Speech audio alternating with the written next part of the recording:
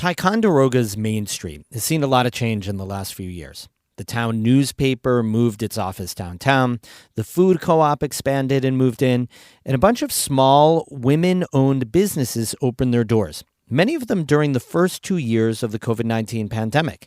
We meet the movers and shakers trying to make a renaissance in Ticonderoga on today's Story of the Day.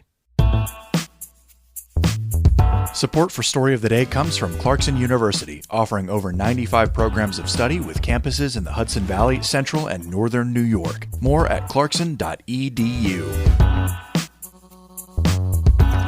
Hey, I'm David Sommerstein. It's Friday, December 29th, the last story of the day of 2023. First up, tomorrow morning, bird lovers will fan out across wetlands, mountains, and lakes looking for birds. It's all for the 68th annual Christmas bird count in Saranac Lake, part of a nationwide Audubon bird counting effort. The goal is to document and monitor bird biodiversity in the area.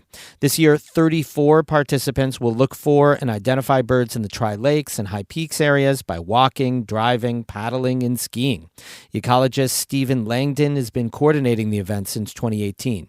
It's a 7.5 mile radius circle, and we send out people to different territories within that huge area. It's a great deal of diversity of terrain. So we go from just shy of 4,000 feet up on Moose and Mackenzie Ridge to the lowest point on the Saranac River as it heads out to the northeast.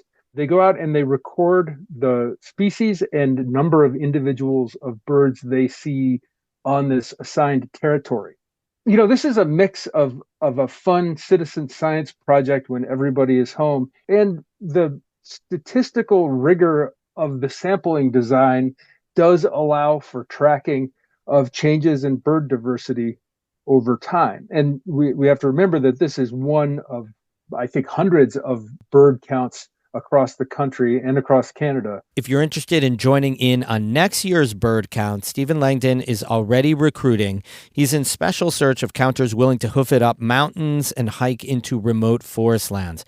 And you can find his contact info on our website at ncpr.org.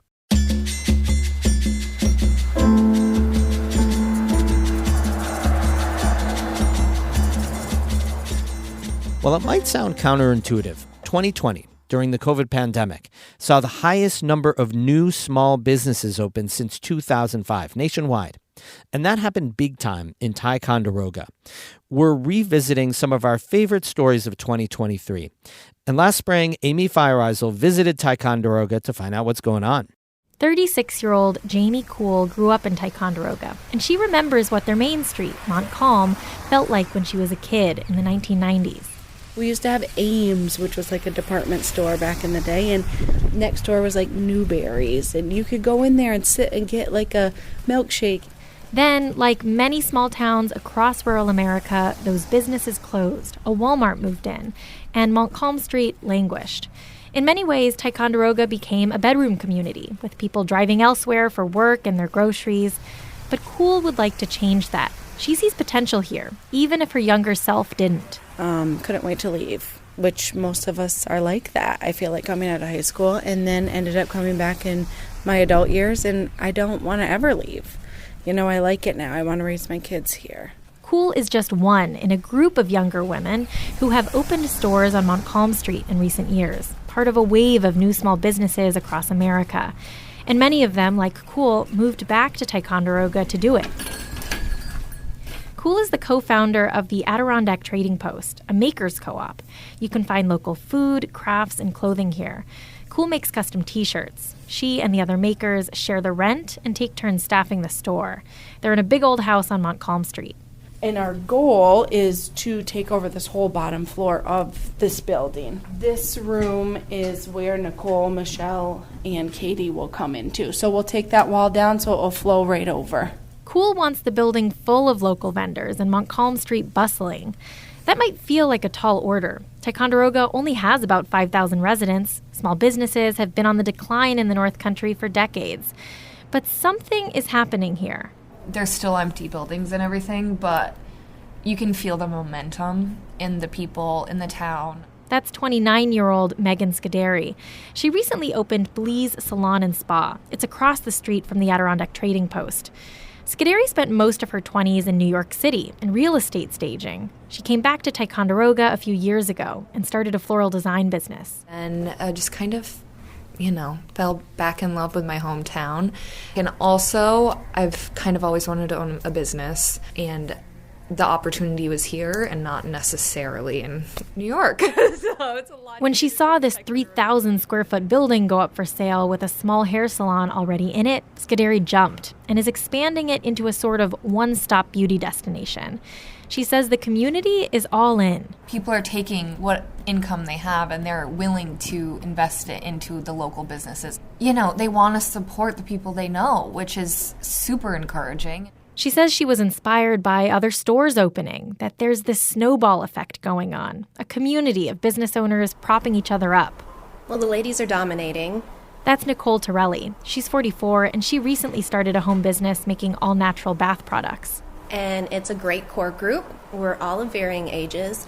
We definitely have turned into our own cheerleaders. Torelli sells her products around town, including at Riverside Salon, where she's worked for decades as a hairdresser. She had a front row seat to the Baron downtown, which always felt like a shame to her. We sit here every day. The traffic's here. We didn't have anything to make them stop. Now there's starting to be a reason to stop. Ticonderoga's Chamber of Commerce president, Matthew Courtwright, says when he joined the chamber 10 years ago, they were excited to see 2 businesses open in a year. And a couple of businesses opening up is a big deal. When we're seeing, in the last 5 or 6 years, dozens of businesses opening. And that didn't stop during the pandemic. In the last 2 years alone, he says 20 new small businesses opened in Ticonderoga. I don't think we've ever hosted so many ribbon cuttings in our life. It's just been crazy. I assumed to myself, everyone we were working with that was planning to open businesses would kind of pause. They did not. He credits area organizations like Pride of Ticonderoga, but also individual effort and this snowball effect. He also echoed something I heard from others, that the pandemic sort of retrained people around small business. Courtwright says the chamber pushed their Think Local campaign really hard. Push, think local. We need to educate everyone on the importance right now. And the community really responded. They took it seriously, and it hasn't stopped. And he's pretty confident it won't stop anytime soon because Ticonderoga was just chosen for a $10 million New York State downtown revitalization grant in January. Ticonderoga couldn't get a bigger grant. This is the big kahuna. Of course, the grant isn't a magic wand. Not every small business will make it. And there's a certain element here of having to build it and believe they will come. That's certainly the case with Megan Cunningham, a 39-year-old Ticonderoga native who made a career opening restaurants in Houston and Nashville. Doing it for other people is great, very rewarding, but this means more because it's my town. She moved back to Ticonderoga in 2019, and she and her father are building a huge 180-seat restaurant just a stone's throw from Montcalm Street, perched on the Lachute River. The scenery here is absolutely gorgeous, stunning. I missed it when I wasn't here, so we wanted to make something a little bit different for Ticonderoga. They're turning what was a derelict furniture factory into a farm-to-table restaurant, Paper and Pencil, named after the Ticonderoga paper mill and graphite mine. It looks like a restaurant you'd see on a city block, not rural Essex County. Cunningham says she knows she's taking a leap. We put everything into it, everything. But what we'll get in return, not just us, but the town, is just so worth it. Hopefully this will be seen for generations. It's making a huge change. Cunningham says if enough people take these leaps, invest in where they want to live, things change.